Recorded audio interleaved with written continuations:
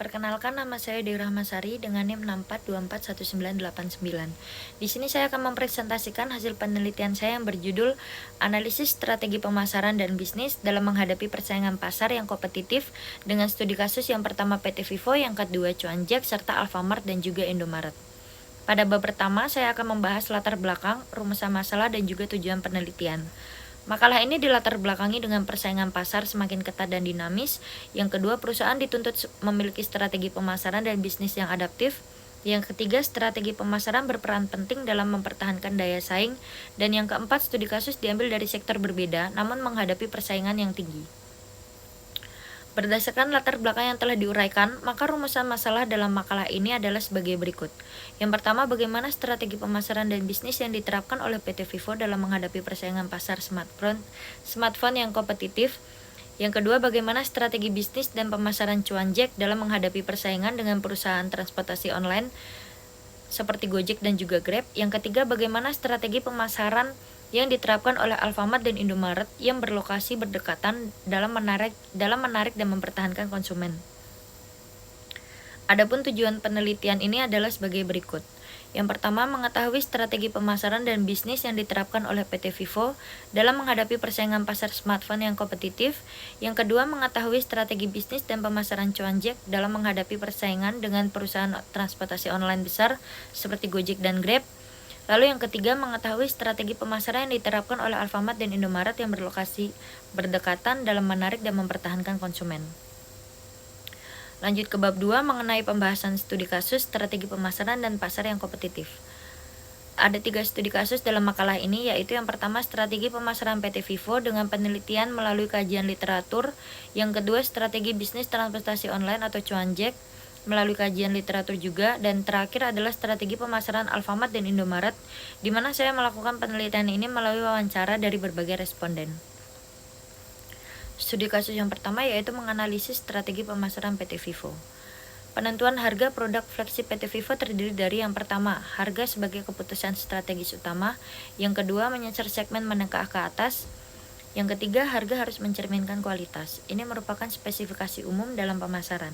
Yang keempat, harga mempengaruhi persepsi dan keputusan beli. Yang kelima, harus kompetitif dengan Samsung dan juga Apple. Strategi harga PT Vivo yang pertama, utamanya menggunakan competitive pricing. Yang kedua, kemudian didukung penetration pricing terbatas di awal peluncuran. Lalu menarik adopsi pasar awal dan juga menjaga keseimbangan harga, penjualan dan juga citra merek. Dukungan teori strategi pemasaran PT Vivo Abbas 2022 dalam American Journal of Economics and Business Management menyimpulkan bahwa strategi harga yang disesuaikan dengan kondisi pasar mampu meningkatkan daya saing dan kinerja perusahaan, sehingga strategi pasar berpengaruh pada daya saing. Lalu harga kompetitif meningkatkan nilai dan kinerja perusahaan. Yang ketiga, strategi harga membantu perluasan pangsa pasar. Dan yang keempat, harga sebagai instrumen membangun posisi merek. Strategi memenangkan pasar smartphone kompetitif. Yang pertama, analisis persaingan. Ada pasar flagship bersifat oligopoli. Samsung dan Apple unggul merek dan loyalitas. Xiaomi dan Realme unggul nilai dan harga. Lalu persaingan menuntut strategi yang jelas dan terarah. Strategi diferensiasi produk PT Vivo. Diferensiasi merupakan kunci memenangkan pasar. PT Vivo mengembangkan keunggulan pada kamera, desain dan juga teknologi layar, dan fokus pada nilai tambah, bukan harga semata. PT Vivo juga membangun citra merek inovatif dan premium. Strategi pemasaran berbasis nilai terdiri dari yang pertama, menekankan manfaat, kualitas, dan pengalaman pengguna, lalu mengkomunikasikan nilai produk secara efektif dan meningkatkan minat beli dan loyalitas konsumen, serta pemasaran sebagai strategi jangka panjang. Selanjutnya, studi kasus yang kedua yaitu strategi bisnis transportasi online Cuanjak. Analisis SWOT. Yang pertama, strength atau kekuatan. Cuanjak memiliki keunggulan berupa fleksibilitas strategi dan kemampuan yang tinggi sebagai perusahaan transportasi online yang masih berkembang. Lalu weakness atau kelemahan. Kelemahan utama Cuanjak terletak pada rendahnya tingkat kesadaran merek dan keterbatasan basis pengguna dibandingkan pesaing besar seperti Gojek dan Grab. Lalu yang ketiga, opportunities atau peluang. Peluang Cuanjak ialah wilayah non-metropolitan yang belum terlayani secara optimal oleh pemain besar, membuka ruang bagi Cuanjak. Lalu yang keempat, threat atau ancaman. Ancaman terbesar Cuanjek berasal dari dominasi Gojek dan Grab yang memiliki sumber daya besar, jaringan luas, serta loyalitas pengguna yang tinggi. Berdasarkan analisis di atas, posisi Cuanjek berada sebagai market challenger dengan sumber daya terbatas, namun memiliki potensi inovasi. Gojek dan Grab unggul pada kekuatan merek, skala operasi, dan diversifikasi layanan, sementara Cuanjek memiliki peluang pada efisiensi dan fokus pasar. Lalu STP Cuanjek yang pertama terdiri dari segmentasi dengan mempertimbangkan aspek geografis, demografis, dan juga psikografis konsumen.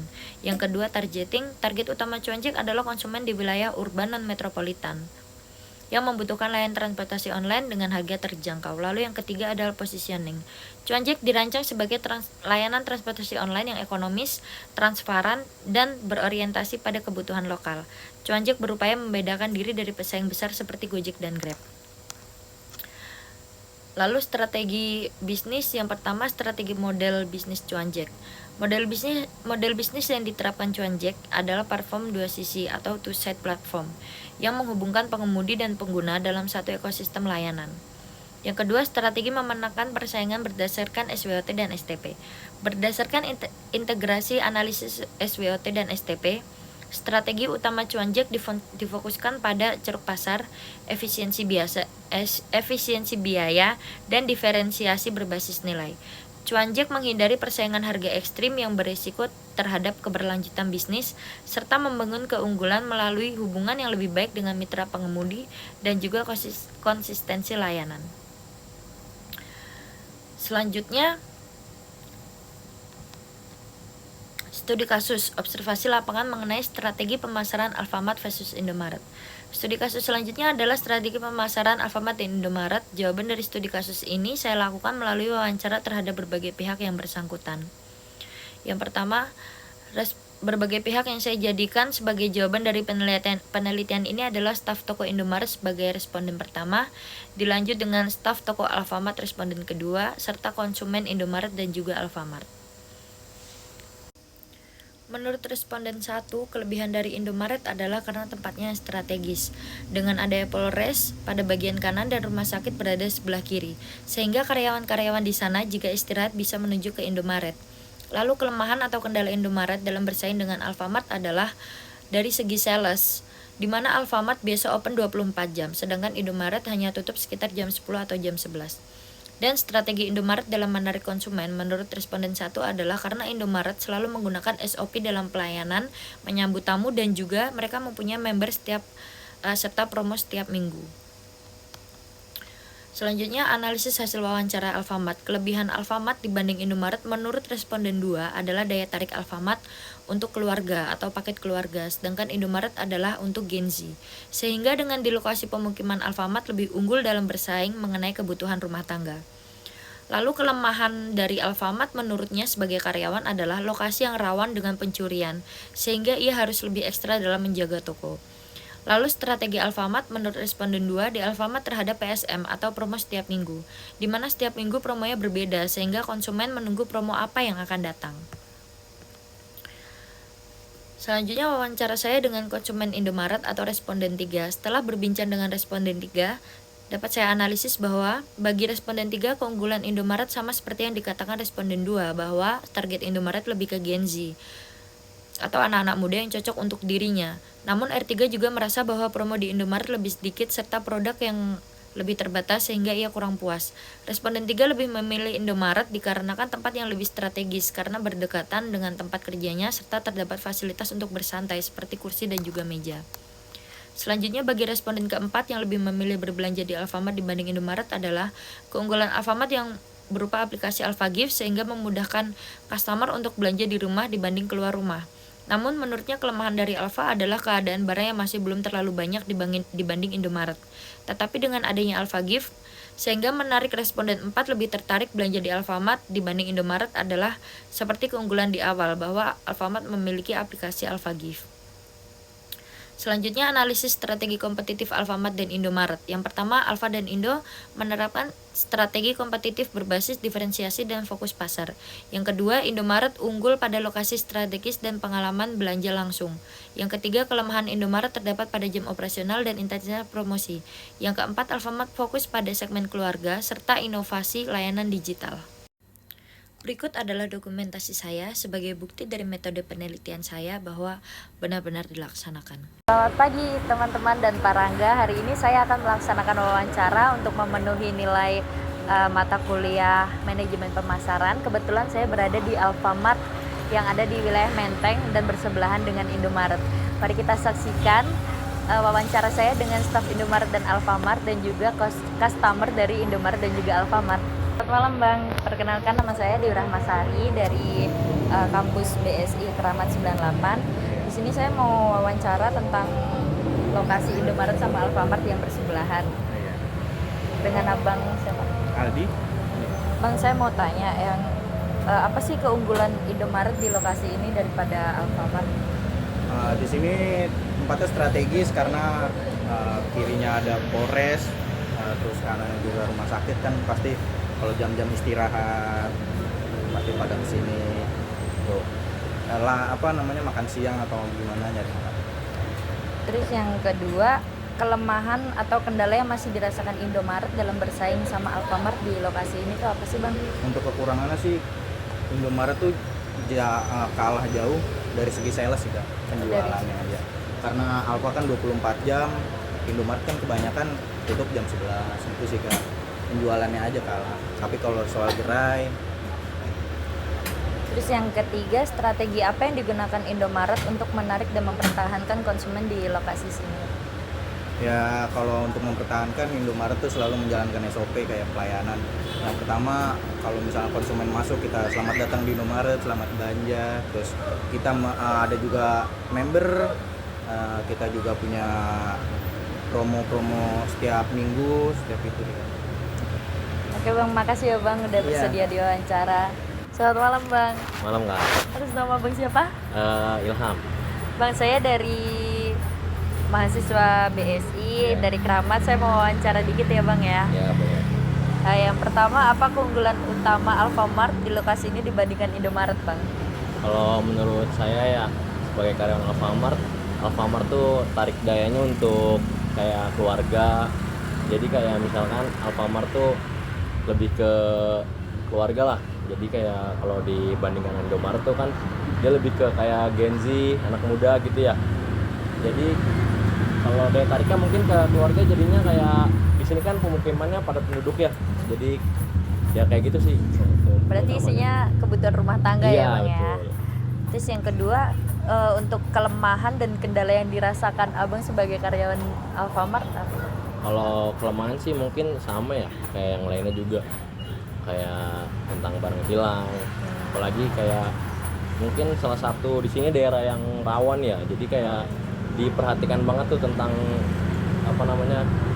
kehilangan barang itulah. Jadi ya itu sih kelemahannya tentang kehilangan barang.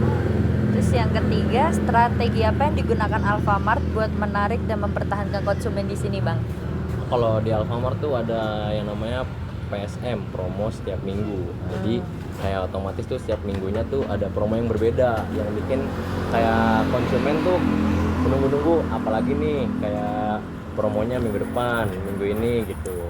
Itu sih yang kayak lagi dikejar PSM itu, promo spesial mingguan. Oke Bang, terima kasih ya Bang wawancaranya Bang. Sama-sama. Selamat malam Kak, dengan Kakak siapa? Selamat malam juga dengan Kakak Jessica. Perkenalkan saya Dewi Rahma ya Kak dari Universitas BSI Keramat. Saya mau tanya-tanya Kakak sebagai customer Indomaret ya. Yang pertama, apa sih Kak keunggulan Indomaret di lokasi ini dibanding Alfamart? Kalau menurut saya sih kalau Indomaret lebih ke Gen Z aja ya, lebih ke anak-anak muda. Terus yang kedua, kalau untuk kelemahan Indomaret apa Kak? Kalau untuk kelemahan sih promonya kurang, terus produknya juga terbatas.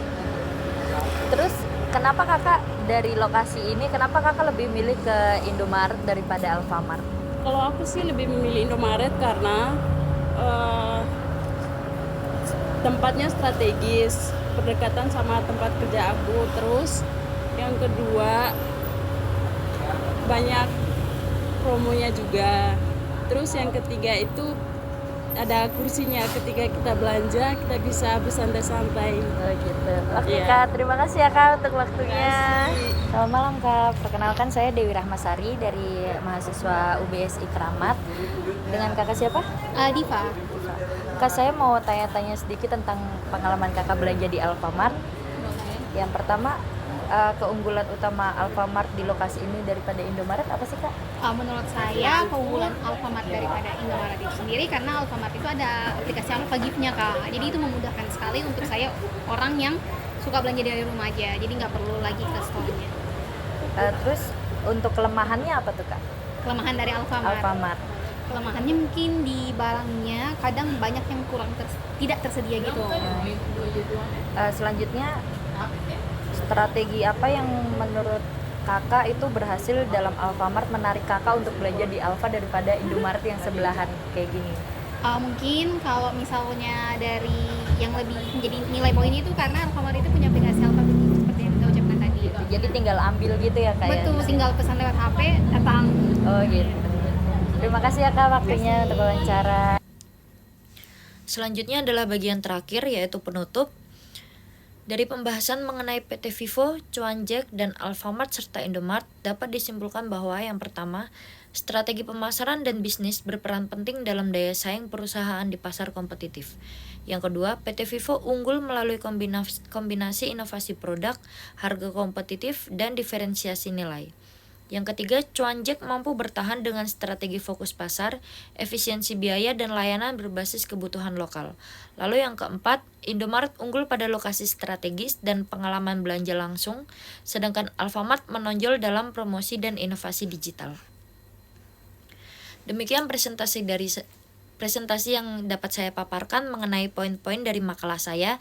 Jika ada salah kata, mohon dimaafkan. Terima kasih.